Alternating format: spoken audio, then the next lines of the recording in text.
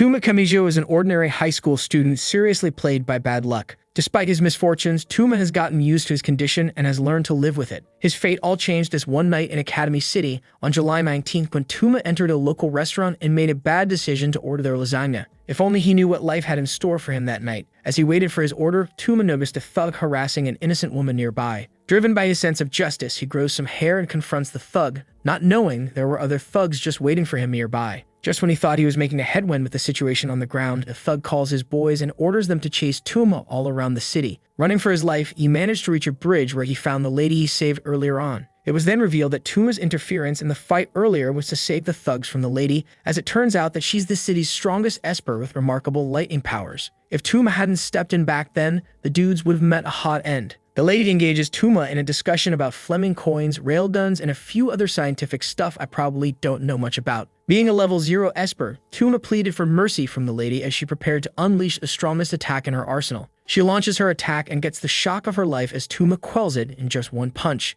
The lady gets more enraged and powers up her attacks. This time, the power of the attack destroys some electricity lines and causes a widespread blackout across half of the town. The following morning, Tuma wakes up in his hot apartment completely drained and tired. Since the power was out from the blackout, the foodstuff in his refrigerator already got spoiled, causing a foul stench in the air. Tuma sighs and takes off his bedding to spread them on his balcony. Getting there, he finds a girl dressed in a weird church-like cloth. Before he could say anything, the girl wakes up and asks him for some food. Tuma sluggishly brings her into his room and offers some of the sour spoiled food from his fridge. To his surprise, the girl actually enjoys the food and even thanks him for it. Consumed by guilt for serving her spoiled food, Tuma promptly munches it himself. The girl introduces herself as Index, explaining that she is an index for forbidden texts and has memorized every page of the 103,000 grimoires stored in the English Church's library. Tuma asks her about the location of these grimoires only to find out that they were hidden from ordinary people like him. Index also tells him about her magical abilities and the things she can do with them. However, Tuma refuses to believe her and asks for some proof. Index picks a knife and asks him to stab her. However, Tuma holds her clothes and accidentally rips them apart, leaving her exposed and embarrassed. After repairing her attire, Index prepares to leave Tuma for her next destination. Tuma asks her about her enemies, but she refuses to tell him much about them. Attempting to follow her, Tuma stumbles, falls, and crushes his phone. He then gets up and asks if she had any other place to go, to which Index tells her she's seeking refuge in any church nearby. Index leaves shortly for the church. Tuma gets back to life and remembers his extra lessons. He rushes back inside and gets his things. Within Academy City, a metropolis housing over 2 million citizens, where 80% of the population consisted of students admitted to various colleges, Tuma found himself in detention due to his poor academic performance. Even his extra class teacher, someone smaller than him, complains about his incompetence. While in the class, Tuma begins thinking about Index and her current situation. Once his extra lesson is done, Tuma makes his way back home and finds the electricity level 5 esper he met at the bridge the previous night. Misaka challenges Tuma to a rematch, but he declines and gives her the victory. An angered Misaka unleashes thunderbolts, which Tuma dodges and ignores. Upon reaching his home, Tuma finds Index lying wounded at his entrance. He gets closer and finds out the severity of his injuries.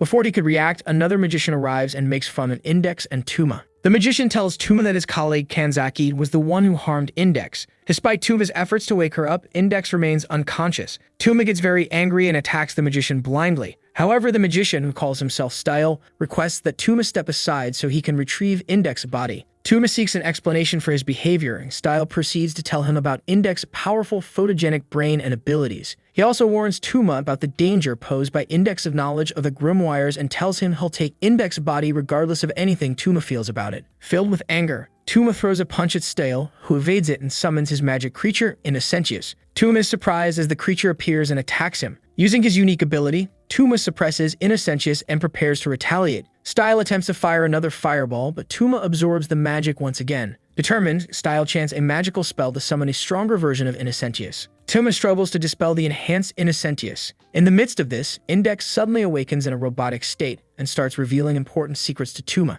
Style quickly stops her, summons another fireball, and throws it at Tuma. Escaping the fight, Tuma runs through the corridors and finds strange talismans on the walls. He wonders about their significance. Innocentius catches up to him and chases him to a dead end. Tuma quickly passes through the dead end and falls to the ground level. Innocentius launches a flaming beam, but Tuma manages to dodge it. Tuma takes out his phone to call the police, but soon discovers that the phone is destroyed when he fell down back then. He considers running away but decides against it. As Stale approaches Index to touch her, the sprinklers on the ceiling activate, showering water on him. Tuma regains his footing through the elevators and confronts Style, surprising him. Style asks about Innocentius and Tuma explains that he has weakened its powers. Style had placed papers with ink around Tuma's apartment to keep the magic spells active during their fight. By activating the sprinklers, the water washed away some of the ink, rendering the runes useless. Tuma dispels the remaining power of Innocentius and confronts Style, delivering a single punch that knocks him out. A few hours later, the police and fire department arrive at the scene to handle the aftermath of the fight. Tuma takes Index to a secluded area of town and ponders how to help his injured friend. Index wakes up briefly and shares some information before fainting again.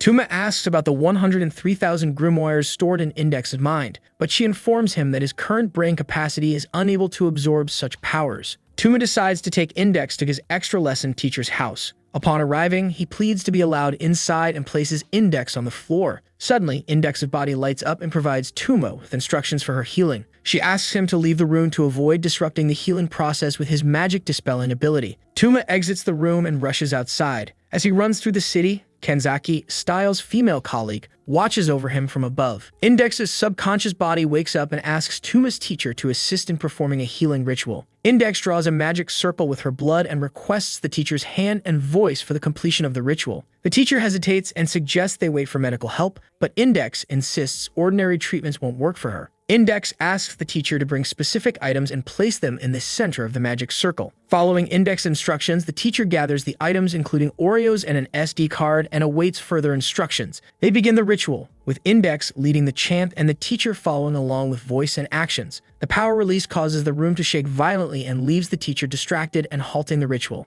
Despite the distraction, the link is successfully formed, merging the table and the teacher's room. In the next part of the ritual, Index tells the teacher that she's to visualize the image of a golden angel in her mind. The teacher gives it a shot but fails on her first try, resulting in the floor trembling as she sinks into it. In a final desperate attempt, the teacher conjures the golden angel correctly. Index interrupts her and tries once more. This time, some objects on the table start to melt, and the golden angel appears again, staying for longer this time around. The ritual concludes, and Index enters a dormant state once again. The following day, Tuma visits the girls to check on them and finds Index wearing his teacher's pajamas. He gets confused and starts asking them questions about their identities. Index teases the teacher and questions Tuma about their relationship. Tuma identifies Index as the teacher's sister and expresses gratitude for her assistance in keeping Index safe from her enemies. The teacher prepares to go to the supermarket, leaving Index and Tuma at home. During her absence, Index informs Tuma that his teacher, who calls herself Como, should no longer use magic. Tuma urges Index to explain what magic means to her, prompting her to reveal the burden she carries. She explains that she hails from the Necessarius Church, which employs good magic to combat evil. Index possesses the ability to memorize vast amounts of information and unintentionally memorized all 103,000 grimoires. Tuma becomes frustrated with Index for keeping him in the dark about her abilities. Index attempts to gain sympathy by crying, but Tuma playfully spanks her forehead, reassuring her that he has his right hand to rely on. Index reminds Tuma of his extra lessons, and despite his attempt to brush them off, she insists he attends school. A few buildings away, Style and Kanzaki observe Index and Tuma through binoculars, determining their location and devising a battle strategy against Tuma, who protects Index. Kanzaki speculates that Tuma must be using some form of magic to negate magical attacks. Style expresses remorse for the harm caused to Index as she appears content with Tuma and Como, his teacher. Nevertheless, they understand their duty. Later that night, Tuma and Index step outside for fresh air. Index happily recounts what Como taught her while Tuma was at school. She mentions not remembering much about her initial moments in Japan and not understanding certain things. Sensing Tuma's anger, Index questions his true feelings and he opens up to her. In response, Index becomes angry and bites Tuma's hand before returning home. Tuma continues walking alone on the streets when suddenly, the lights go out and everybody on the street disappears. He keeps his eyes peeled for anything out of the ordinary until Kanzaki appears. Tuma is confused when he realizes that all the people around him have disappeared in just 1 minute. Kanzaki appears and explains that she evacuated everyone using a rune. She reveals her real name and attacks Tuma with powerful sonic powers. Tuma, however, manages to dodge the attacks. Kanzaki is aware of Tuma's special right-hand power, Imagine Breaker, and has prepared for it. Tuma bravely tries to fight back and land a hit on her, but Kanzaki's attacks keep pushing him away. During the fight, Tuma notices thin wires set up around Kanzaki, making escape seem impossible. Kanzaki insists that surrender is the only way for Tuma to survive this battle. However, Tuma refuses to give up because Index has become his friend, and her possession of the Grimoire Encyclopedia doesn't make her any less human. He criticizes Kanzaki's actions and trash talks her, Fed up with Tuma's persistence, Kanzaki reveals the truth. It turns out that Index was Kanzaki's colleague, and Kanzaki never intended to harm her. In fact, she believes Index would be better off if left alone. However, Kanzaki and Stale have been doing everything they can to save their dear friend and colleague. Index's ability to instantly memorize information puts a tremendous strain on her brain, and she absorbs not only necessary information but also unnecessary details. Currently, her brain has used over 85% of its storage capacity to hold all kinds of information from the past year. To prevent her brain from overloading, Kanzaki and Stale need to erase some of her memories and stabilize her memory usage. Also, the deadline for that year's memory erasure is 3 days from that day. If they don't erase her memories in time, they might lose her. Kanzaki asks Tuma to surrender Index so they can do the necessary. However, Tuma refuses and accuses them of giving up on Index too easily. He continues to speak his mind, annoying Kanzaki even more. Losing control, Kanzaki attacks Tuma with her sword, pummeling him to the ground and tearfully insisting they have no choice. Tuma, however, stands back up and tells Kanzaki that they are still avoiding the truth that Index may have the chance to live with 100% of her brain capacity. Kanzaki listens as Tuma passionately talks about Index's potential for a full life. After his speech, Tuma faints and Style takes over. Meanwhile, in Academy City, Kuroko and Misaka return from a supermarket and notice a crowd gathering around a strange platform that crashed into a small bridge. Curious, Kuroko steps forward to investigate, leaving Misaka behind. Misaka looks around the crowd and spots Index in her church attire leaving the scene, but she doesn't pay much attention to it as she didn't know Index that well at the time. 3 days after the attack, Tuma wakes up in Komo's apartment and finds Index by his side. He is shocked to learn that 3 days have passed since the fight. He recalls the events and Kanzaki's words, wondering if there is truth to them. Index tells him that Komo found him lying unconscious in the middle of the road and brought him home. Index feels sorry for not being able to help her friend and apologizes. She offers to heal Tuma with her magic, but he insists he will be fine without it. This annoys Index, but she accepts his decision. Later, Index gets up to make breakfast for Tuma, who tries to avoid eating it. However, Index pours the food on his head. Just then, they hear a knock on their door. When they open it, Kanzaki and Stale are waiting outside. Index stands in front of Tuma, begging them to let her friend go. Style and Kanzaki leave Komo's place after listening to Index's pleas. That evening, Tuma sits near Index as she sleeps and remembers his earlier meeting with the magicians. He realizes that the memory erasure is scheduled to happen in a few hours,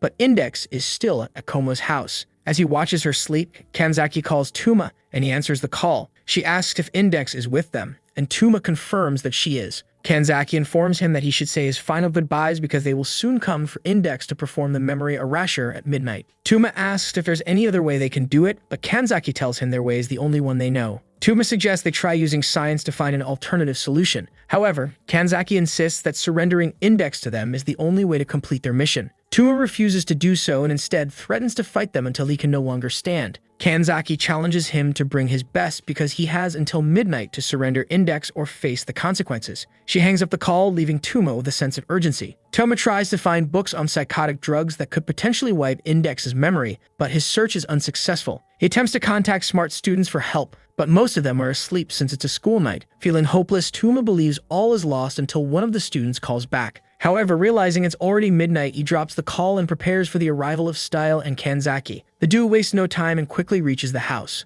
By then, Index is already suffering from the overload of memories. They push Tuma aside and assess the situation. Tuma pleads for a chance to find an alternative solution that won't result in Index losing all her memories. Eventually, Style grows tired of Tuma's pleas and questions whether he can live with the risk of endangering Index's life through his trial and error method. Tuma is left speechless and broken as he doesn't want to lose his dear friend too soon. Style begins drawing the spell circle on the wall of the room. When he's done, he informs Tuma that the ritual will begin in 10 minutes. Kanzaki speaks with Style and grants Tuma some additional time to say his final words to Index. After Style and Kanzaki leave the room, Index wakes up and urges Tuma to escape from her enemies while he still can. Tuma puts her back to sleep and thinks more calmly, realizing something strange. How did Kanzaki and Stale know about the specific percentages of Index's brain usage? He quickly calls his teacher, Komo, seeking more information. Komo tells Tuma that it's physically impossible for the human brain to explode from an information overload. This revelation shocks Tuma. Nonetheless, Komo emphasizes that the human brain cannot be overwhelmed by too much information. This leads Tuma to conclude that someone must be lying, either the church or Kanzaki and Style. He immediately begins to consider the church as the one spreading the lies. With very little time remaining, Tuma places his right hand on Index's forehead, hoping to negate any magical spell that the church might have placed on her in the past. His first attempt fails, so he decides to go deeper. This time, he puts his finger in Index's mouth and encounters a strange and dark magic. This magic shocks him and transforms Index into a robotic state. Index's subconscious perceives Tuma as a threat and activates, conjuring a deadly subconscious Index weapon in the form of lasers to fight against Tuma, the intruder. Index's subconscious robot fires magic lasers at Tuma, but he absorbs them with his right hand. Style and Kanzaki are shocked to see Index using elemental powers, even though she's not an Esper. Tuma reveals the truth to them, explaining that the church lied to them and put them under stress to keep Index from telling them too many details about the grimoires hidden in her photographic brain. Index robot intensifies the attack to eliminate Tuma and protect the church's secret. However, Tuma strengthens his right hand and continues to absorb the attack. Stale intervenes and uses his magic to halt the assault. Tuma challenges them, asking if they truly want to save Index's life. He urges them to join him in stopping the attack and becoming main characters in their own story instead of remaining as side characters. Kanzaki joins the fight and uses the Salver 000 spell to dispel Index's magic attacks. This not only stops the attack but also redirects the laser beam through the roof and into the sky. Index robot stumbles briefly but resumes its attack. Style summons Innocentius to shield Tuma, but Index robot amplifies its attack and destroys Innocentius. Tuma seizes the opportunity and approaches Index's body. He places his right hand on her forehead, absorbing the source of the magic spell until there's nothing left to sustain the attack. Index ceases attacking and faints, while white feathers descend from the roof. Tuma holds Index in his arms briefly before succumbing to exhaustion and fainting himself. The next day, Index visits Tuma in the hospital. The doctor asks them if they were involved in the satellite destruction that occurred the previous night. Index claims she doesn't know what happened. The doctor hands her a letter from Style and Kanzaki addressed to Tuma. Index opens the letter and discovers that she has been entrusted to Tuma's care temporarily as the church is dealing with the consequences of their deception. Suddenly, the letter explodes. The doctor advises Index to go see Tuma and express her gratitude for his help. Index heads to a nearby clinic and knocks on the door. Tuma welcomes her inside but pretends not to remember who she is. Despite his joking, Tuma reveals that he actually remembers everything, including the church's lies. Index tries to help him recall his past, but her efforts are in vain. When she's on the verge of tears, Tuma stops joking and assures her that he remembers everything. He explains that he used his power to cancel the effects of memory loss in his brain. Although Index doesn't believe him at first, she becomes annoyed with him for initially lying. When the doctor enters the room, he finds Index leaving in a hurry. He speaks with Tuma and asks if he still has a heart despite losing his memories. Tuma reassures him that he's fine. 2 weeks later, Style visits an underground laboratory and encounters an upside-down humanoid machine known as the Great Superintendent, Aleister. Aleister instructs Style to temporarily partner with Tuma to maintain balance in the world and work together to find a person called the Deep Blood. This person possesses unique powers capable of eliminating a certain organism that threatens global peace.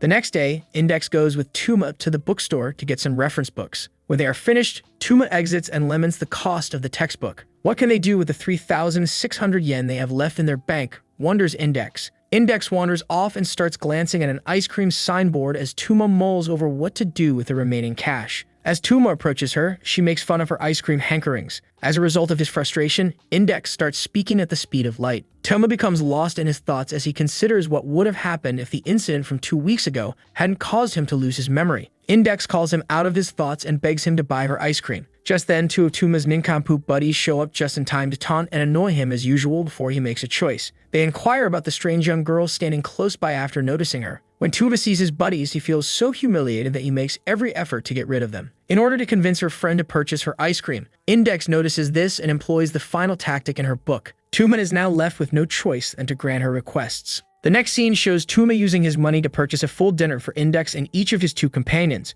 Tuma approaches their table after receiving his food and discovers a brunette woman dozing out next to Index. She resists his attempts to wake her up. The lady finally wakes up after some persuasion and requests Tuma's help in finding her misplaced 100 yen after placing many orders. Tuma declines to give her his money. The girl, whom they refer to as the Shrine Girl, asks Index and his other 2 buddies for some cash. However, none of them will give up their cash for a stranger. They keep referring to the lady as a Shrine Girl, but she claims to be a magician. Index attempts to get to know her further, but the lady irritates her. The girl's bodyguards show up at the restaurant to pick her up as they continue talking. When Tuma inquires about their identities, the girl replies that they are her cram school instructors. Tuma and Index then proceed to walk home once she leaves. They come upon an abandoned cat en route that Index wants to adopt. She begs Tuma if she can take her cat, which she has named Sphinx, home. Tuma, however, tells her that pets are not permitted in the dorms. Index screams out in frustration, scaring the cat away. Tuma is left alone in the street while Index pursues the cat to find it. After she leaves, Style places a rune over that area of town and then manifests it to Tuma.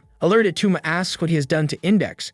Style assures him that Index is okay and is merely pursuing the cat. But they also have another problem to deal with. He informs Tuma of the Geet blood female now held captive at the Misawa Cram School. The once famous institution had already been transformed into a false religious cult that worships science. He continues, telling Tuma that Aureolus Izzard, a genuine alchemist from Zurich who has been evading them for the past 3 years, has been keeping her there. Tuma asks Style as to the significance of the girl. Style informs him that she is the only person with the ability to eliminate vampires. Tuma considers turning down the invitation to assist Style in his investigation. Style, though, explains why he shouldn't decline the offer. Style completes his task, releases the rune, and leaves. Index and Tuma return to the dorm at the same moment. Tuma discovers something moving in Index's clothing at the door. He forces her into showing him what's moving underneath. Index, however, is violently opposed. Tuma discovers that Index actually brought the cat home after some pressure. Index begs him to let her keep the cat as he tries to dispose of it. Eventually, Tuma agrees to let her keep the cat as long as she always keeps it inside. Index appreciates Tuma for his generosity. When Tuma goes outdoors, he sees Style scattering talismans all over the place. Style explains that he is only positioning Innocentius around the structure to safeguard Index while they are away when the man is asked why. Once they're done, Style takes Tuma to the cram school and gives him a picture of the girl they're to protect. On checking out the picture, Tuma finds out they're looking for Himgami, the girl he saw at the restaurant earlier that day. The duo enter the school and find 2 corpses lying on the ground. Style and Tuma find themselves inside the school, where they discover the bodies of the dead soldiers, lying unnoticed by the students. They soon find out that the students are currently under the influence of a powerful magic spell. Style informs Tuma that the spell is contained within a core located somewhere in the building, and destroying it would restore the students to their normal state. They then decide to head to the stairs and begin ascending, with Tuma questioning why they didn't opt for the elevator. Style explains that electronic devices might not be permitted in enemy territory. Tuma takes out his phone to test Style's theory. He places a call to Index and talks to her a little bit before hanging up. After the call, Style displays a little jealousy as he notices Tuma and Index had gotten a bit closer than before. Upon reaching the cafeteria, they come across students seemingly engaged in casual conversations and playful activities. However, as soon as the students noticed Style and Tuma,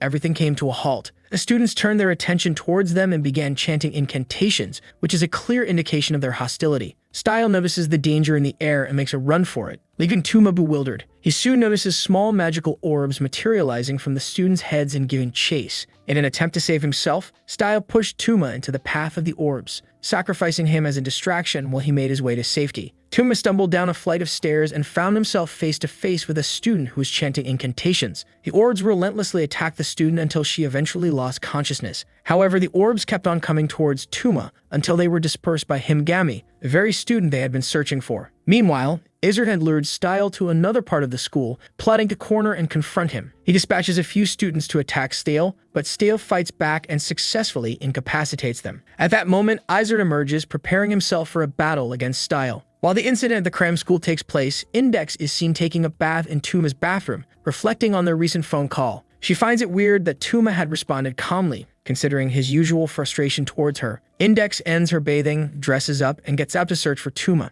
At the same time, Himgami brings out a police club from her attire, planning to perform CPR on the unconscious student. However, Tuma intervenes, urging Himgami to leave the building since she had the freedom to roam. Himgami explained that she had a specific objective to fulfill within the school. As someone whose blood attracted vampires, she had spent a long time killing them, but had grown tired of it and desired to put an end to her involvement. Tuma questioned her motives for aiding Izzard if she no longer wished to kill vampires. Himgami revealed that she was assisting Izzard in capturing a vampire sample, claiming that Izzard had promised to keep her hands clean. At that moment, Izzard makes his appearance. Tuma blindly launches an attack, but Izzard compels him to stop. Just as the situation becomes heated, Himgami intervenes and prevents any further violence. Izzard then used his power to compel Tuma to forget everything he had learned and resumed his journey. Meanwhile, Index tracks Tuma's energy to the cram school building. Tuma wakes up to find himself on a swing toy, feeling enraged at Style for using him as bait. Meanwhile, Izzard finds Index at the entrance of the building and compels her to fall into a deep slumber. Style and Tuma hurriedly return to the building, only to be confronted by the remaining members of the 13 Holy Knights. These knights employ Holy Magic Bombardment, a spell that harnessed the power of the church to upgrade Izzard's true ability,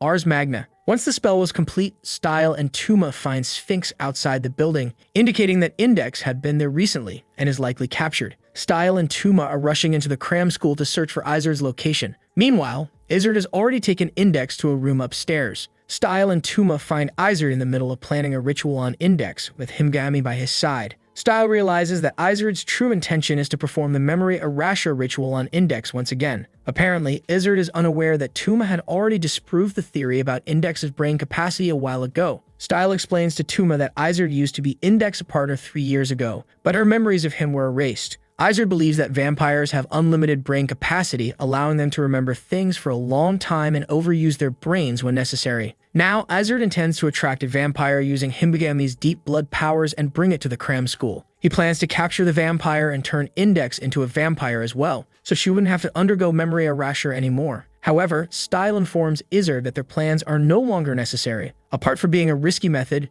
Tuma has already made it clear that Index, being human, cannot simply die from knowing too much. Izard is flabbergasted and refuses to believe Tuma's theory, considering him just a powerless human. Style warns Izard that he should believe Tuma or else he will have only himself to blame. Style also reveals Tuma's imaginary breaker powers, which are the hidden ability in his right arm to cancel magic. Izard falls into despair and takes a seat. At that moment, Index wakes up and asks Tuma for some food as she's hungry. Izard mocks them for making a fool out of him and orders them to fall on their faces. Style and Tuma comply and fall flat on the ground. Izard then commands them to kill each other. Himigami steps in and manages to distract Izard long enough to break free from his compulsion. Izard turns his attention to Himigami and orders her to fall down and die. Tuma quickly stands up and holds Himigami to prevent her from hitting her head. Himigami's life flashes before her eyes as she faces the imminent threat. She recalls the first time she met Izard and the calm expression on his face despite her being a vampire attractor. Tuma uses his imaginary breaker to cancel Izard's effect on Himigami. Now that she is alive, he gently places her down and confronts his enemy, Izard.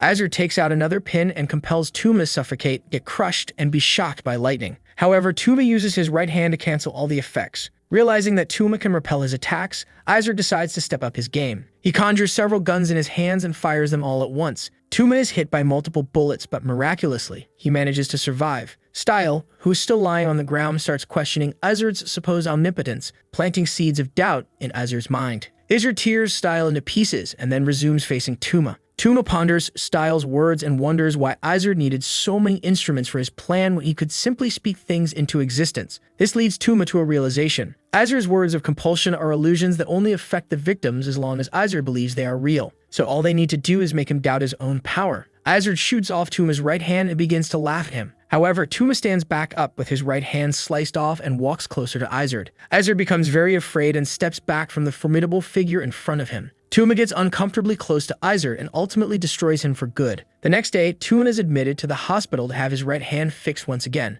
The doctor is surprised to see him hospitalized twice in 10 days. Later, Style visits Tuma and cuts an apple for him. He informs Tuma that Izard lost his memory and ability to use magic due to their attack. The association also shuts down the cram school and releases the students from the magic spell they were under. While they are discussing these events, Index arrives with Himigami to check on her favorite person. Upon entering the room, Himigami asks Tuma why he helped her earlier. Tuma tells her that he has no specific reason and that he felt obliged to do so. Himigami looks at him, contemplating the true motive behind his actions. In Academy City, a woman who resembles Misaka at the level 5 Esper from the school is seen targeting a guy she calls Accelerator with her sniper rifle. She takes aim and fires at him, but he effortlessly deflects the bullets, causing them to strike her instead. She is injured and unable to escape. The next day, Tuma attends a makeup class and decides to buy a drink from a crazy vending machine. However, to his disappointment, the machine swallows his money without dispensing his drink. His misfortune strikes again. Just as he contemplates his misfortune, Misaka appears with a dramatic entrance. She swiftly kicks the ghost out of the vending machine and successfully retrieves a drink for herself. Tuma laments his lost money and Misaka, displaying her sarcastically kind nature, offers to assist him. She uses her electric shock to shock the heck out of the machine, causing it to release multiple drinks for both of them.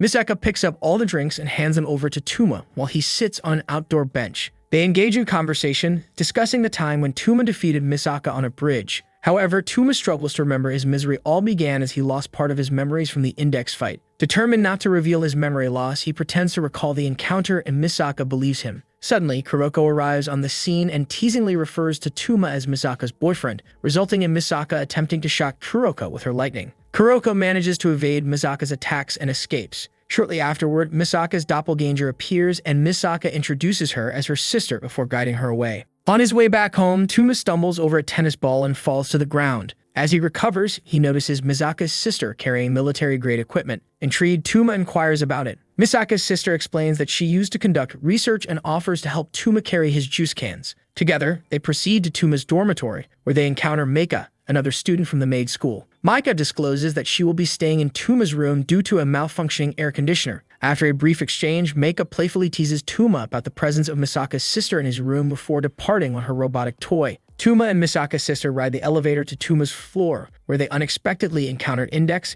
Himgami, and Sphinx. The group explains that they have gathered to rid Sphinx of fleas. Tuma talks down on their methods, but Misaka's sister uses her electric powers to exterminate the fleas. She then departs, leaving behind the juice cans. The following day, Tuma again finds himself dozing off during his makeup class. Komo, his teacher, struggles to capture the students' attention, but to no avail. After the class ends, Tuma finds the real Misaka near a railing. They engage in a conversation about the announcement blimps that hover over the city during the day. Misaka playfully taps Tuma's forehead before telling him goodbye and walking away. Tuma resumes his journey toward his dormitory, where he encounters Misaka's sister one more time. Tuma thanks her for helping him with the drinks earlier on and asks her about the mysterious black cat she seemed to be working on. Misaka's sister proceeds to explain her experiment involving the rescue of the stray cat from an approaching trip to the animal shelter. Tuma kindly offers to help and carries the cat alongside Misaka's sister toward her dormitory. Along the way, Misaka's sister struggles to come up with a good name for the cats. Eventually, they reach a bookstore, where Tuma hands over the cat to Misaka's sister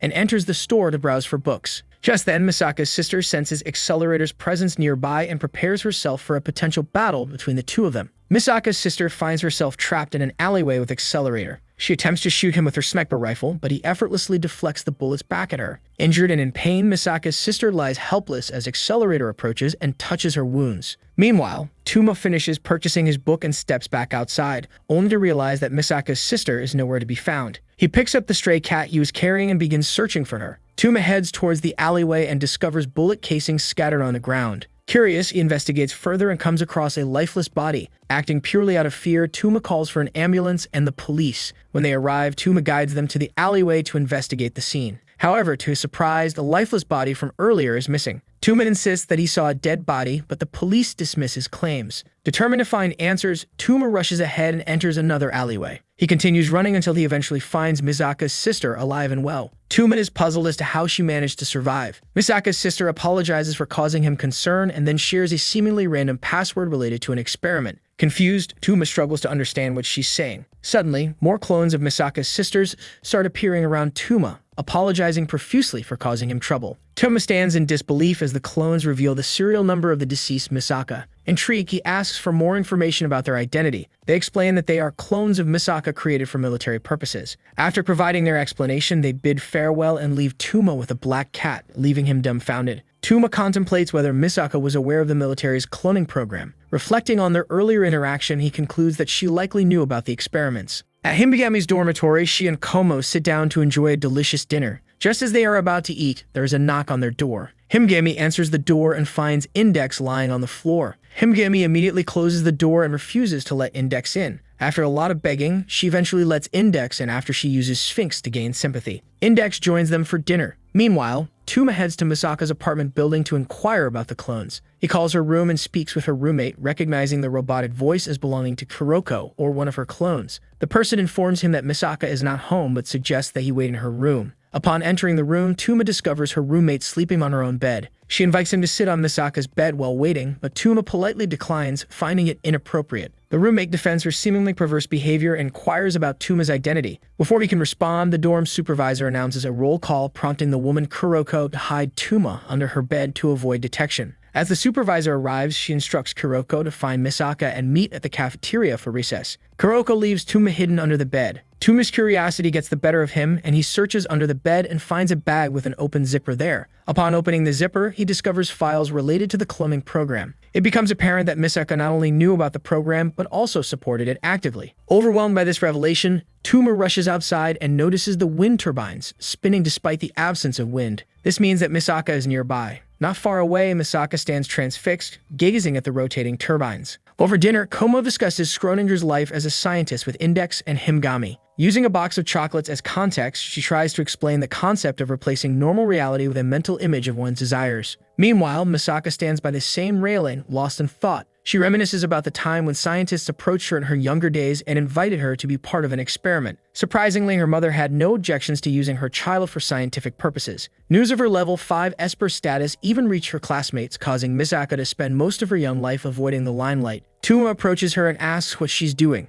In response, Misaka tells Tuma that she can do whatever she wants and doesn't have to take orders from a level 0 Esper like Tuma. Tuma, serious for once, presents one of her documents and reads its contents to her. Misaka is shocked, wondering how Tuma managed to get hold of her documents. She remains composed and asks Tuma why he entered her room without permission. Tuma apologizes and inquires about how Misaka acquired those papers. Misaka remains calm and reveals that she has been secretly working to dismantle illegal research facilities throughout the city. Despite constant surveillance by the mother satellite, she has successfully evaded detection and dismantled these facilities. She explains that these research facilities were searching for a way to elevate Accelerator to a level 6 Esper, which is something that has never happened before. Tuma suggests that she could have asked for help instead of resorting to creating clones. However, Misaka says that her battle with Accelerator can only occur 125 times before it becomes a lethal situation. If she dies in reality, Accelerator would lose his motivation to reach level 6, and her other 10,000 clones would be spared from certain death. Misaka gets motivated to search for Accelerator as she gets up to begin her search. Tuma stands in her way as he is determined to protect Misaka from harm.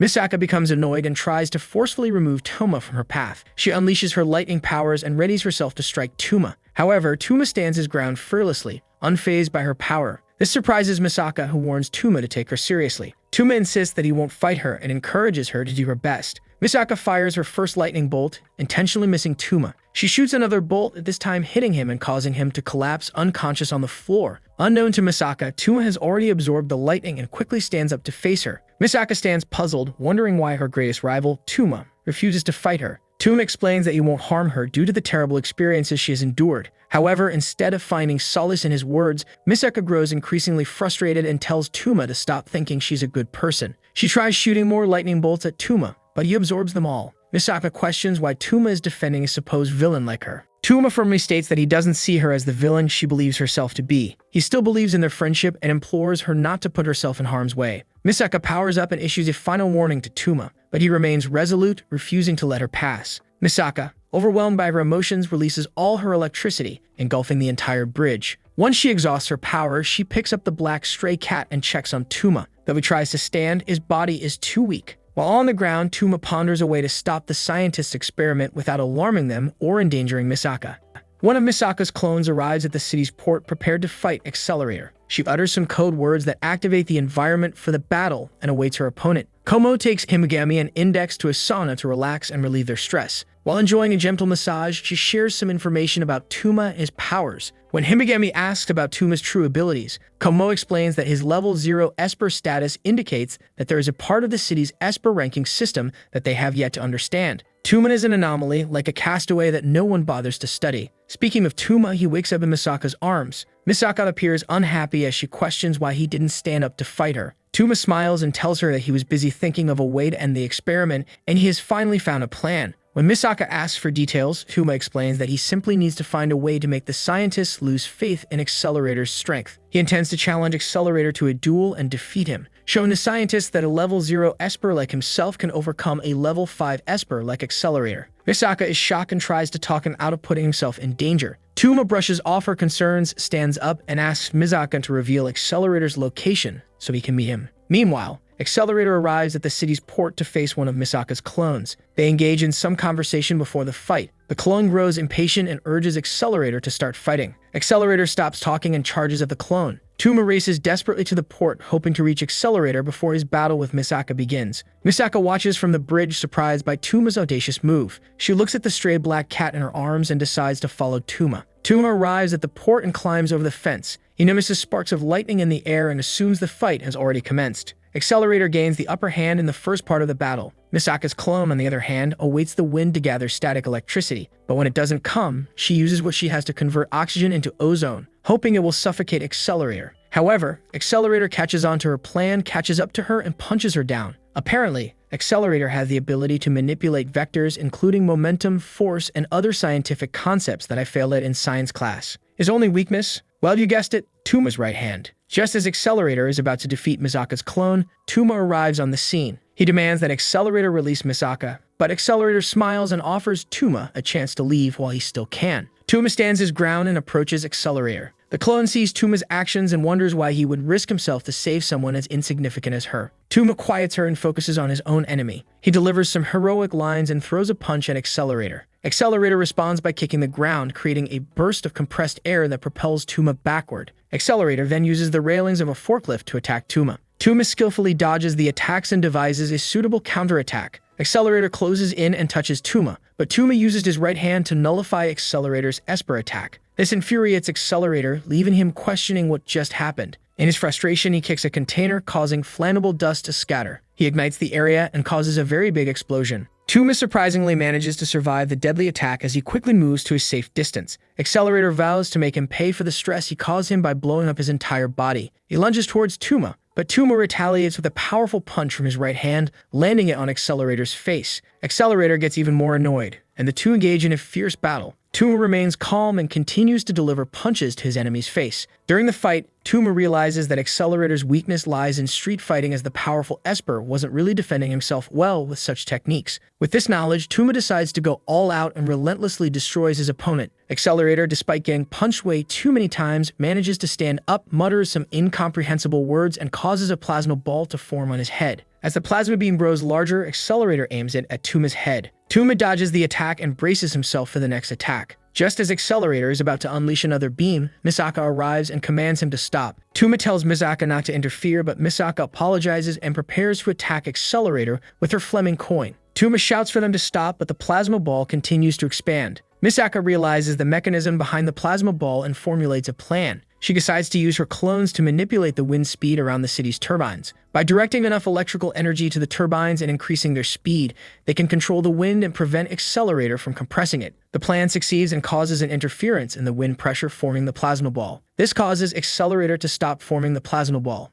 Furious at Misaka's interference, Accelerator becomes even more determined to defeat both her and Tuma. Tuma regains his footing and challenges Accelerator to continue fighting. Accelerator charges at Tuma with all his strength, but Tuma evades his attack and delivers a devastating punch. Accelerator's vision fades as he collapses to the ground, exhausted from the powerful blow. Tuma, too, loses consciousness after unleashing his strongest attack and wakes up to find himself touching the chest of one of Misaka's clones. Embarrassed, he assumes he did it on his own, but the clone confesses that she placed his hand there. Tuma is filled with despair as the anesthesia he was under prevented him from feeling anything. Misaka informs Tuma that his plan was successful, as the research on Accelerator has been suspended. However, she and her clones may still be sent to a research facility for further study on cell segmentation and to assist in the creation of a new species. Tuma asks if he will ever see Misaka again, to which she assures him that he will before continuing on her way. The next morning, the doctor checks on Tuma, confirming his well-being, and then leaves. Later, Misaka visits Tuma to express her gratitude and presents him with a box of expensive chocolates.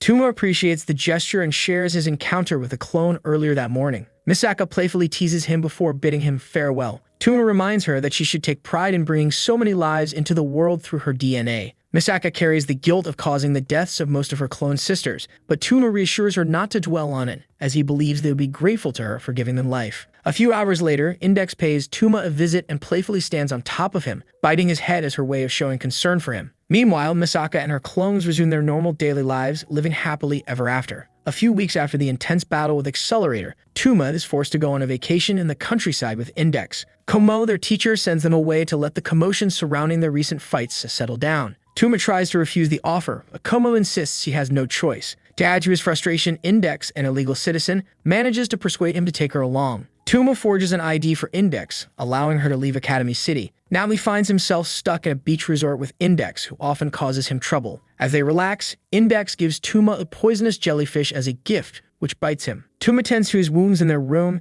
and the resort attendant informs him that their visitors will arrive the following day. Tuma spends the day wondering about his parents and cousins, whom he hasn't seen in a while. He has no idea how they might have changed. In the evening, while bathing in the sauna, Index asks Tuma to tell her about his parents. Tuma suggests waiting until they see them the next day, leading Index to throw a tantrum. After their bath, they return to their room and watch a TV show before going to sleep. The next morning, Tuma wakes up to a phone call. The attendant informs him that his parents have already arrived. Tuma finds Index still asleep and goes outside to meet his father. When his father sees him, he rushes over and greets him enthusiastically. Tuma acts surprised and offers to carry his father's bag. However, his father tells him to wait for his mother and cousin, who will be arriving soon. Shortly after, his attractive cousin arrives and throws herself at him. She has grown and developed since the last time he saw her. Tuma tries to get her off him, and just as he does, his mother arrives. Tuma doesn't recognize his mother as she appears much younger, like a 15-year-old. Mistaking her for another cousin, he mutters some disrespectful words to her. It is only when his father reprimands him for speaking to his mother in such a way that Tuma realizes the truth. His 15-year-old mother stands before him. Tuma is dumbfounded and laughs uncontrollably. In a fit of frustration, he rushes back to his room, ignoring his father's attempts to bring him back. However, upon returning to the resort, he discovers that the attendant has been replaced by someone who resembles Misaka's clone. It appears as if someone is altering the characters in Tuma's world. To make matters even stranger, the second attendant, previously an old man, now resembles Style, a magician. Tuma is further shocked when Index comes downstairs dressed in her church attire, but looking like a teenage boy. In the next scene, Tuma wakes up on the beach after being restrained by his family multiple times. He still believes he is trapped in a dream and will soon wake up. However, his father arrives, assuring him that he is not dreaming. Soon after, his mother appears, dressed provocatively, with her swimsuit barely covering her private areas. Finally, Index, now appearing as a teenage boy, joins them and chases Tuma away. Tuma returns to the resort and finds the attendants watching a news report about the White House in the USA. Curious, he watches the report and is surprised to see Komo reporting live from the USA, with Misaka serving as the president. Weird and awkward events continue to unfold, leaving Tuma utterly confused. When he can no longer bear it, he decides to go outside for some fresh air. As he climbs a staircase to a relaxation spot, he encounters a peculiarly dressed girl in chains. The girl mistakes Tuma for the caster and attacks him. Luckily, Kanzaki and his classmate Tsuchimikado, who is actually a member of the church, intervene and stop her from harming Tuma. Tuma is astonished to see the duo at the resort and asks for an explanation. Kanzaki informs him that he is in a world similar to a genjutsu in Naruto's terms. The caster, however, remains hidden, waiting for their spell to be complete and change the world entirely. The chained girl named Misha apologizes for her actions and reveals herself as a purist from the church in Russia. After introductions are made, Kanzaki and the others explain the existence of the Tree of Sephiroth, which ranks the angels in heaven. They suspect a powerful magician, possibly a fallen angel, is responsible for the distorted world they find themselves in. Initially, they suspected Tuma, but now that he is clueless about the situation, they suspect another individual. Suddenly, Misha summons a water monster to attack Tuma. Tuma defends himself using his imagined breaker, confirming Misha's suspicion that he is a true level 0 Esper. Tuma turns to Tsuchimikado and inquires about his extensive knowledge of the church and magic. Tsuchimikado reveals that he has always been a member of the church, although Tuma had been unaware of it. That night, Tuma reflects on his earlier meeting with the others and recalls Tsuchimikado revealing his true identity as a church agent assigned to spy on him. Kanzaki also suggests that the spellcaster could be someone close to Tuma. When asked if his parents looked the same as he remembered, Tuma is left speechless. Tsuchimikado joins him on the balcony and explains his role as an idol star serving as a cover during their investigation. Tuma ponders why Tsuchimikado practiced magic despite being an Esper. His friend reveals Kanzaki's secret identity as a princess destined to lead her worshipper clan in the future. Tsuchimikado further reveals that Style's consciousness resides within Kanzaki, resulting in her resembling him. As they discuss, Kanzaki rushes into the room, unable to tolerate the inappropriate touches any longer. She asks Tuma to accompany her to the bathhouse so she can clean up. At the bathhouse, Tuma reveals that he is aware of Kanzaki's true identity. Kanzaki doesn't mind and asks Tuma to keep watch over the men's bathhouse while she takes a bath since she feels uncomfortable using the women's area.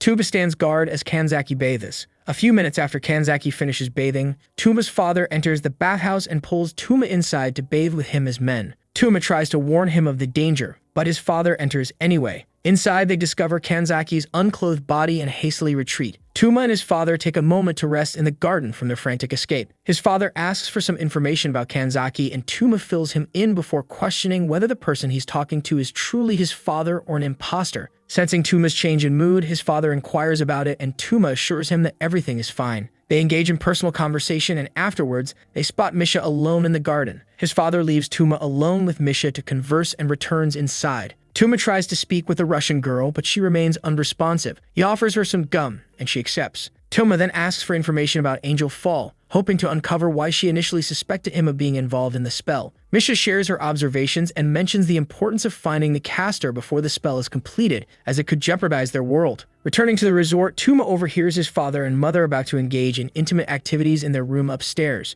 Worried, he rushes in to prevent them from going any further. The following day, the Fox Index roams the corridor, concerned about Tuma's absence the previous day. Tuma's mother emerges from their room preparing for an outing. When asked where she is going, she informs them that she is returning to their original house to lock the front door. Misha offers to accompany her, and they depart the resort together. Tuma and his father engage in another argument before the scene fades to black. Tuma's father reveals that Misha refused to touch Tuma's right hand in the garden. Tuma meets up with his companions in the garden to discuss the Angel Fall spell. He shares Misha's information from the previous night and questions why she couldn't touch his hand. They collectively conclude that Misha must be the caster and want to prevent the cancellation of the spell. They urgently need to reach Tuma's parents' house. Tuma obtains a map from his father and takes a taxi to their destination. Upon arriving at his parents' house, they discover it completely empty. Tuma enters and finds peculiar souvenirs in his father's collection. He stumbles upon a scrambled drawing from his childhood and continues exploring. He comes across a photograph of his father and notices that he appears the same as before. This raises suspicion that his father might be the spell caster. Just then, Misha and his mother arrive. Upon seeing them, Misha flees and Tuma chases after her, questioning why his father would cast such a spell. Inadvertently, he encounters Hemgami, who is disguised as a bus driver but unaware of her true identity. Tuma quickly asks for a ride and she obliges, taking him in her truck. That evening, Tuma rushes back to the resort and finds Kanzaki there. He inquires about his father and updates her on what he has learned. Kanzaki prepares to handle Tuma's father, but Tuma decides to confront him himself. He reaches the beach and finds his father gazing at the horizon.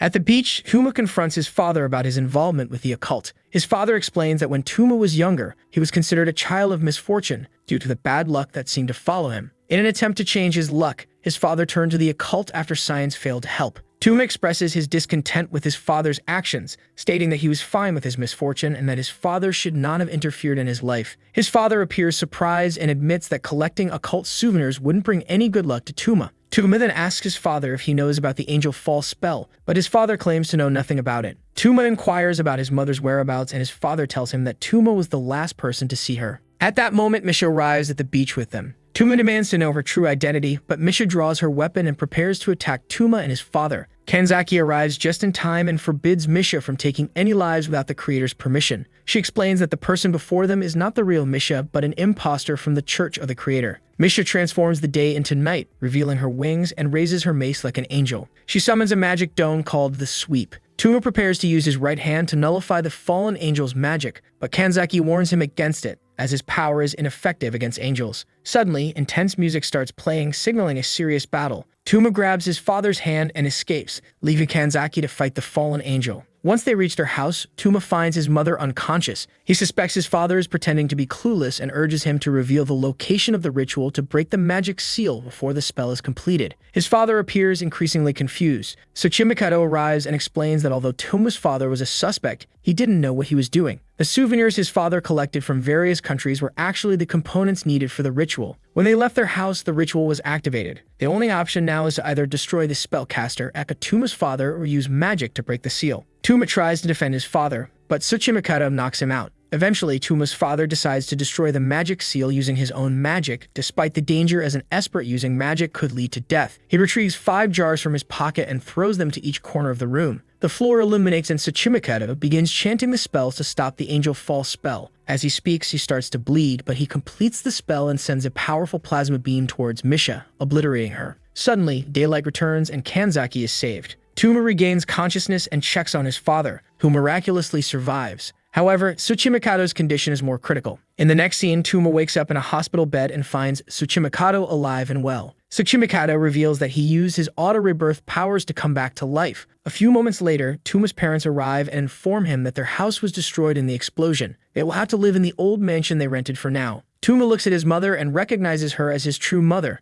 not the 15-year-old girl she appeared to be earlier. Index arrives shortly after and complains about the things Tuma did to her when she was in her other form. In retaliation, she jumps on Tuma and bites him. Some nights after being discharged from the hospital, Tuma wakes up in his dorm room with a nosebleed. He tries to get tissue paper from Index's bed without waking her up. However, Index wakes up and misunderstands his actions, thinking he was being perverted. Tuma tries to explain himself, but Index bites his head. He checks the time and realizes that summer vacation has come to an end. The next day, Micah and the others return to school. Micah serves Misaka for a while, but Misaka gets bored and decides to leave. As she walks outside the maid's school, she encounters her stalker, Onabara. Onabara approaches her and asks her out, but Misaka, feeling uncomfortable, tries to politely decline his request. Onabara doesn't take the hint and keeps insisting on accompanying her wherever she goes. Desperate to get rid of him, Misaka grabs Tuma and asks him to pretend to be her boyfriend. Everyone sees them holding hands and gets the wrong idea. Misaka takes Tuma to a nearby restaurant and explains the situation with her stalker. Onabara is the superintendent's son, making it difficult for her to simply reject him. She asks Tuma to pretend to be her boyfriend so that Yumenabara will back off. Tuma teases her and tells her to wipe the mustard off her nose before giving him an answer.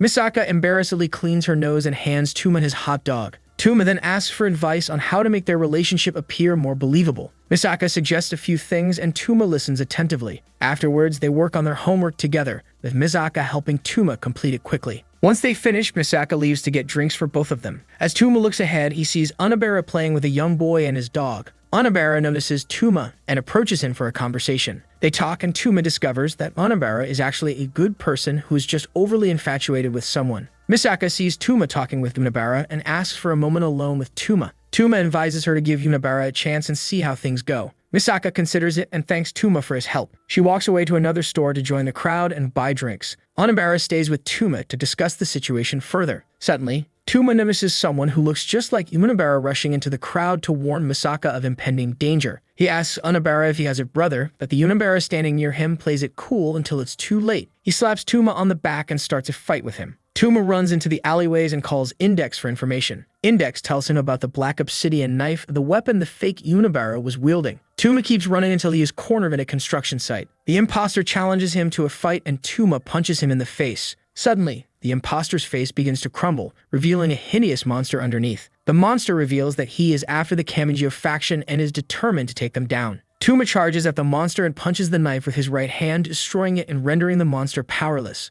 A beam falls on them, but Tuma manages to dodge it in time. He asks the monster some questions before continuing the fight. Heavy iron beams keep falling on them, adding to the chaos. At one point, a laser beam falls directly on the monster, but instead of getting crushed, it is split and trapped by Misaka's lightning. Misaka is uncertain about what to do, whether to give Onabara a chance or eliminate the threat altogether. Not much screen time is given to the Onabara and Misaka love story, nor to Accelerator's life after his defeat by Tuma. However, Accelerator goes to a nearby convenience store one night to buy groceries. When he finishes shopping, he walks back through the streets of Academy City and encounters a group of thugs who attempt to attack him. These thugs mistakenly believe that Accelerator has become weak after his defeat by Tuma. Accelerator sighs and effortlessly defeats all of them before continuing his journey home. This time, he feels calmer and more composed as he walks through the streets. During his walk, Accelerator notices a small person in a cloak following him. He allows the person, who turns out to be a clone of Misaka, to speak. This Misaka clone speaks at a swift pace, leaving Accelerator skeptical about her true intentions.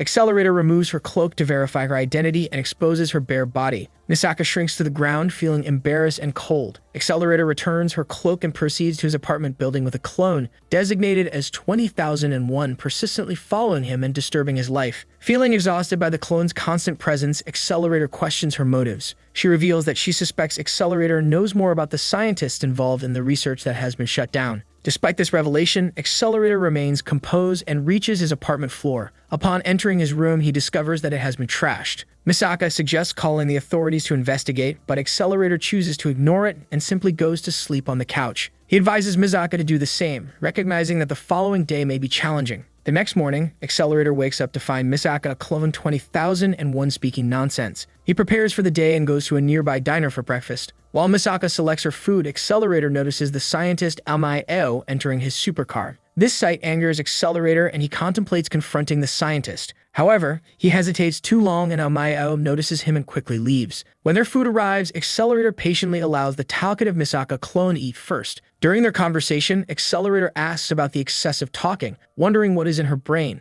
Misaka assures him that even if she were to be killed, there would be countless annoying Misaka clones to take her place, thanks to what she possesses in her brain. Attempting to maintain his bad side, Accelerator threatens to kill them off one by one. However, Misaka sees through his facade and reveals that she knows he never truly liked the experiments. She proceeds to share information about Accelerator that he has never disclosed to anyone before. Shocked, Accelerator looks at her with disdain and decides to leave. Misaka's clone faints due to exhaustion and lack of nutrients from the incubation tank. Accelerator takes her to his home, showing a moment of care and compassion. Accelerator then pays a visit to Yoshikawa, an old scientist, in order to borrow an adjustment manual for one of the Misaka clones. During their conversation, Yoshikawa informs Accelerator about an anomaly in the creation system of the Misaka clones. She reveals that Misaka is the last remaining clone from a particular batch and is meant to be the leader of the Misaka army. However, 7 days ago, someone infected Misaka's personality folder with malware code. The activation time for this virus is set for midnight that night. If the virus successfully activates, all of the Misaka clones will go berserk. Accelerator asks Yoshikawa about the person responsible for the virus, and she reveals that Amai-O wrote the code. Motivated by his personal grudge against Amai-O, Accelerator feels compelled to help the Misakas and eliminate the virus. Yoshikawa provides him with a file that can be used to track down Amai-O. Accelerator reflects on his past and the fact that he was born with level 5 Esper powers, making him a perceived threat to national security. He remembers how the Army and Navy had been after him for years but were unable to capture him. Determined to save Misaka, Accelerator returns to the restaurant where he left her and learns from the waitress that a man in a white lab coat took her away. He quickly contacts Yoshikawa and informs her of the situation. Together, they work to locate Amai-O, eventually pinpointing his whereabouts in a secluded area of the city suburbs. Accelerator smiles and races towards the location. In the next scene, Amai-O is seen waiting anxiously for the virus to activate. He connects his workstation to Misaka's brain, monitoring her vitals as he waits for the virus to take effect. Suddenly, he notices Accelerator approaching him through his side mirror. Amai quickly reverses his car and attempts to drive towards Accelerator, but Accelerator uses his force field to stop the car and trap Amai. With Amai unconscious, Accelerator turns his attention to the resting Misaka clone. He discovers electrodes in her head and contacts Yoshikawa for information on how to stop the virus. Yoshikawa informs him that they need a special incubation tank and medicine to isolate and neutralize the virus code. She assures him that she is on her way to help. However, Misaka clone starts speaking rapidly, causing the EKG monitor to overload. Yoshikawa realizes that the virus is attempting to activate itself and time is running out. She advises Accelerator to dispose of the clone to save the others. Accelerator, determined to save Misaka's sister without killing her, comes up with a risky plan. He decides to substitute himself for a testament machine and enter Misaka's brain to manipulate her personality file and reset her to a previous state. Yoshikawa tries to dissuade him from the dangerous plan, but Accelerator destroys nearby objects, preparing himself for the ritual. He enters Misaka's brain and begins rewriting the code to reset her. However, Amai wakes up and points his gun at Accelerator. Just before Accelerator completes the hack, Amai shoots him in the head. Accelerator falls unconscious, but the virus sequence is erased and the system restarts. Accelerator regains consciousness with a bleeding forehead, having managed to solidify his cranium to prevent the bullet from penetrating too deeply. He walks towards Amai, intending to end him, but collapses on the way. Amai laughs maniacally and prepares to shoot the unconscious Accelerator. However, Yoshikawa arrives in time and takes down Amai instead. Amai falls to the ground, exchanging one last look with his assailant before losing consciousness. Yoshikawa apologizes for her naivety and shares some inspirational words before kneeling to finish off Amai. Amai also raises his gun and utters some final words before they both pull the trigger simultaneously. Yoshikawa wakes up after surgery and finds her doctor nearby. She discovers that she survived the attack thanks to the doctor's efforts. The doctor informs her that Accelerator kept her heart beating until they reached the hospital. Yoshikawa expresses her gratitude and asks about Misaka, learning that the little girl is not only safe, but also with Accelerator at his home. She is relieved to hear that the research has been completely terminated by the higher-ups. Thanking the doctor, Yoshikawa allows herself to rest, reflecting on Accelerator's heroic actions and smiling at his bravery. A few days have passed, and it's the first day of the new school session for Tuma. He has breakfast with his roommate Index and promises to take her out later. While on his way to school, Tuma encounters the real Misaka, who is in a rush. He stops her and asks why she's eager to get to school. Misaka teases him about their previous antics of pretending to be a couple to fool the class.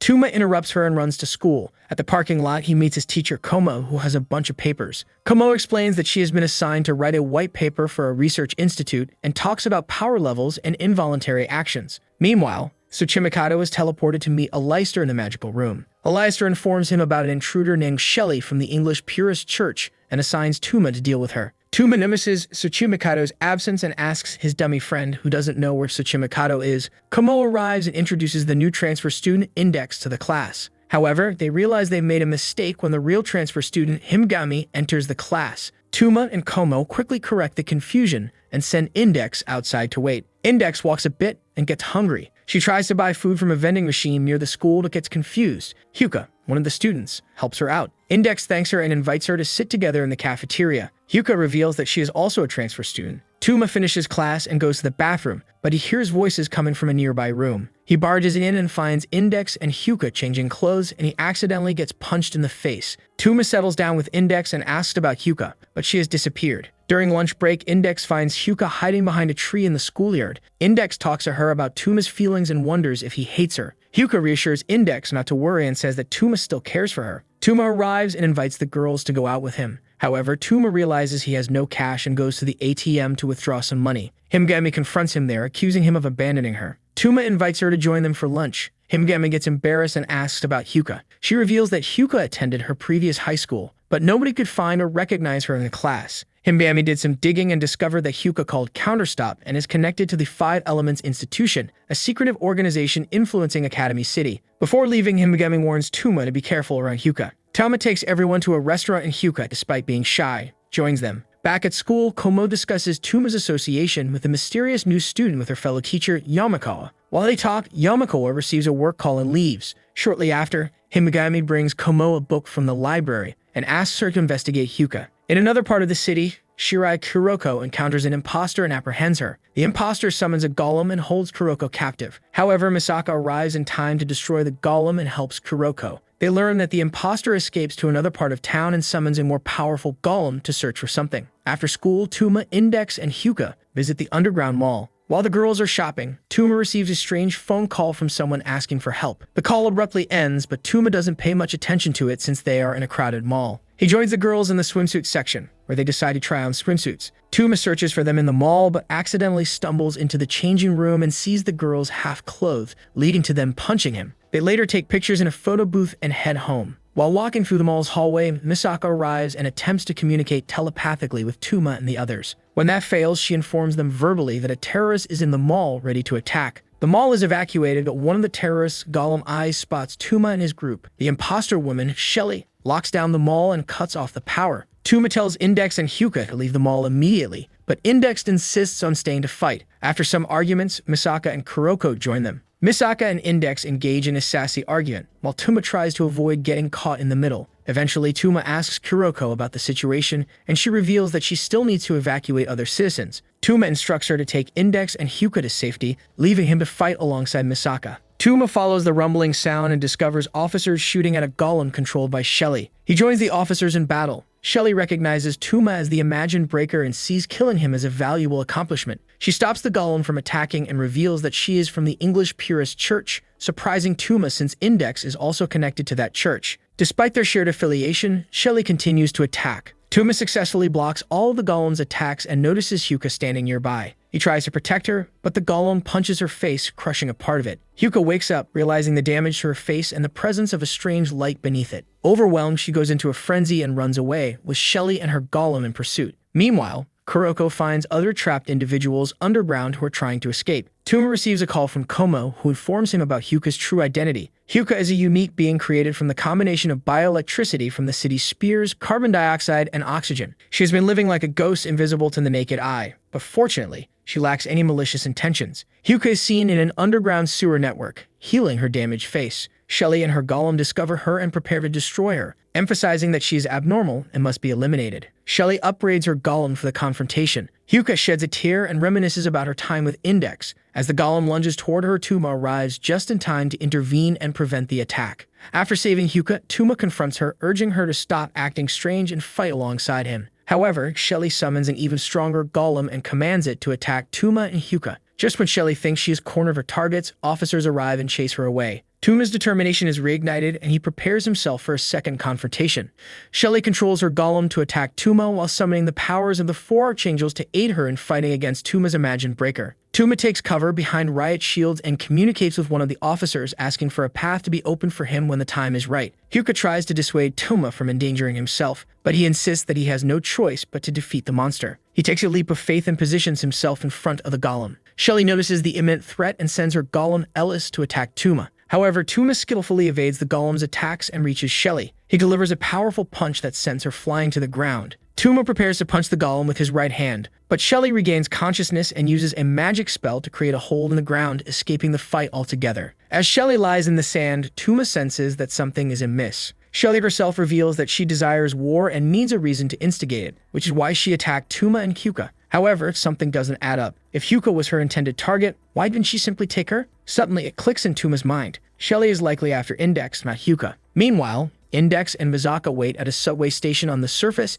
anticipating the return of Tuma and Hyuka. Index expresses concern for Hyuka and frets over the spells she observed Shelly using. Misaka questions why Index isn't worried about Tuma, to which Index responds that she knows Tuma will come back no matter what happens. Sphinx, Index's cat, suddenly dashes out of her clothes and runs away. Misaka tells Index to go after the cat while she waits. Tuma argues with the officers, insisting that they remove the seals blocking their path. However, the officers explain that they lack the authority to lift the seals. Tuma contemplates jumping into the hole and confronting Shelly directly, but Hyuka intervenes. She remembers the short time she spent with Index and her friend Tuma, cherishing those moments. To protect Tuma from harm, Hyuka makes the decision to sacrifice herself by jumping into the hole and facing Shelly alone. Hyuka climbs onto the train tracks and races to find Shelly and the monster. She recalls her previous existence as an entity suspended between dimensions, able to perceive every vector around her, including humans, a being invisible to everyone. One day, she grew bored and witnessed Index struggling with a vending machine. Moved to help, she materialized and transformed into a human being. Index finds Sphinx at a construction site and retrieves him. Suddenly, Shelly's golem emerges from a manhole and confronts Index. Using her knowledge of the code behind Shelly's spell, Index manipulates the golem into sabotaging itself. This tactic proves effective initially, but the golem regains control and throws Index off balance, preparing to strike her. After following Hyuka to the train tracks, Tuma encounters Shelly, who informs him that her golem is currently dealing with Hyuka. Shelly reveals that in the past, Academy City officials attempted to combine the powers of espers and magicians to create a chimera with both abilities. Among the subjects chosen was Ellis, Shelly's friend. However, the experiment failed and the officials brutally killed Ellis. Ever since then, Shelly has sought revenge against the city. Now that she has found Tuma, the strongest esper, she believes she can achieve her goal and leave the city defenseless. Shelly activates her magic seals and begins causing the tunnel to collapse. Tama reacts quickly, rushing towards Shelly and delivering a punch with his right hand. The attack distorts Shelly's vision and disrupts the spell, deactivating it. Shelly recovers and attempts to walk away to regroup and come up with a new plan, but Tuma stops her. He has a heartfelt conversation with her, reminding her that she is not the only one who has faced hardships. Tuma shares his own experiences of loss and being labeled as a town's misfortune, vowing not to let Shelly have her way. Shelly becomes emotional and launches another magic attack, but Tuma anticipates it and knocks her unconscious with a punch. Meanwhile, at the surface, Index finds herself cornered by the golem. Just as it is about to attack, Hyuka arrives and punches the golem, temporarily incapacitating it. The golem retaliates by creating a vortex on its chest that sucks in everything in its path. However, both Hyuka and Index survive the attack. The golem prepares for another strike, but Hyuka summons all her strength to hold it back. Just as the golem is about to land another blow, Tuma arrives and uses his right hand to stop the attack. Misaka and Kuroko join them after the golem is defeated, with Misaka teasing Tuma as usual and Kuroko expressing her affection for Misaka. In the next scene, Tuma takes Hyuka to the top of a crane. As they reach the top, Hyuka opens up about her dear friend and the earlier attack. Overwhelmed with emotions, Hyuka breaks down in tears and Tuma comforts her, assuring her that her ability to feel and cry makes her truly human. At that moment, Index joins them on the crane and rushes to embrace Hyuka. Meanwhile, Tsuchimikado meets with a Leister to discuss a flaw in their previous plan. During their conversation, Tsuchimikado deduces that a Leister is an angel who desires to create heaven on earth. Tsuchimikado withdraws his support but warns a Leister about Tuma's unpredictable nature. A Leister heeds the warning and is left alone. Later, Tuma and the girls have some lighthearted fun with a doctor at the hospital. Afterwards, Index and Hyuka spend some time alone. Index notices Hyuka glitching and asks about it. Hyuka explains that it's a side effect of staying too long in their dimension. She tells Index it's time for her to return to her own dimension, bids her farewell and disappears back to her alternate reality. Life returns to normal after the events settle down. Tsuchimikado leaves school, Tuma resumes his role as the dummy at school. Misaka continues to face Kuroko's affectionate assaults and everything returns to a state of normalcy. The story gives a glimpse of the next significant character, Archbishop Laura Stewart, who enjoys lunch under the watchful eye of her bodyguard. Index tracks Tuma down at school again and playfully chides him for forgetting to put food in the fridge, biting his head once more.